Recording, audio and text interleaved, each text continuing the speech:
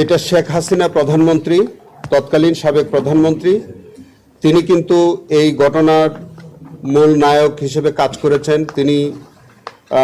তিনি সেই মেটিকুলাস সেই প্ল্যানের মধ্যে তার প্রত্যক্ষ ভূমিকা ছিল এবং তিনি পরবর্তীতে বিভিন্ন মিডিয়াতে বলেছে, তার বিভিন্ন রেকর্ড আছে আপনাদের কাছে এবং আমরাও সেগুলো সংগ্রহ করেছি। তিনি বলেছিলেন যে হেফাজতের কোনো হতাহতের ঘটনা ঘটে নাই, রং মেখে তারা অভিনয় করেছে, এরকম কথা তিনি নিজ মুখে বলেছিলেন। ডক্টর মহিউদ্দিন খান আলমগীর তৎকালীন স্বরাষ্ট্রমন্ত্রী, যার নেতৃত্বে তার বাহিনী দ্বারা এই হত্যাকাণ্ড সংঘটিত হয়েছে। শামসুল হক টুকু সাবেক প্রতিমন্ত্রী, তার একই রোল আছে। হাসানুল, এবং তিনি গ্রেফতারও আছেন। হাসানুল হক ইনু তথ্যমন্ত্রী, তিনি 2টি টেলিভিশন সম্প্রচার তিনি ওই রাতেই বন্ধ করে দিয়েছিলেন। তারা যে তথ্য সংগ্রহ করেছিলেন ইসলামিক টিভি এবং দিগন্ত টিভি, তাদের কাছে অনেক তথ্য ছিল। সেই তথ্য যাতে সাক্ষী প্রমাণ হিসেবে কাজে না লাগে সেই কারণে ওই রাতেই ওই টেলিভিশন সম্প্রচার বন্ধ করে দেয়। তাদের 2টি টেলিভিশন অফিসে গিয়ে আক্রমণ করে তাদের টেলিভিশনের লাইসেন্স বাতিল করে দেওয়া হয়।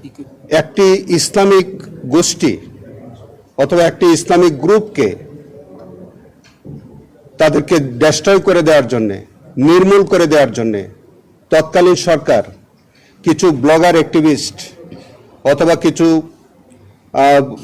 কিছু লেফটিস্ট, যাদেরকে আমরা নাস্তিক বলে সম্বোধন করতে পারি, এই জাতীয় কিছু মানুষ দ্বারা প্রভাবিত হয়ে হেফাজতে ইসলামের মতো একটি সংগঠনকে নির্মূল করার জন্য সরকার অত্যন্ত পরিকল্পিতভাবে তাদের উপরে সেই দিন এই নারকীয় আক্রমণ এবং হত্যাযজ্ঞ সংগঠিত করে। শাপলা চত্বরে 5 তারিখে মধ্যরাতে যে নারকীয় ঘটনা ঘটল, সেখানে 32 জন শহীদ হয়েছে। এটি আমাদের আন্তর্জাতিক অপরাধ ট্রাইব্যুনাল আইনের 3-এর সি ধারা মোতাবেক এটা একটা জেনোসাইড ছিল। এবং যেহেতু এটা একটা জেনোসাইড এবং পরের দিন যেটা নারায়ণগঞ্জের সিদ্ধিরগঞ্জে সেখানে আরো 20 জন মানুষকে একত্রে শহীদ করা হলো, সেটাও একটা জেনোসাইড ছিল।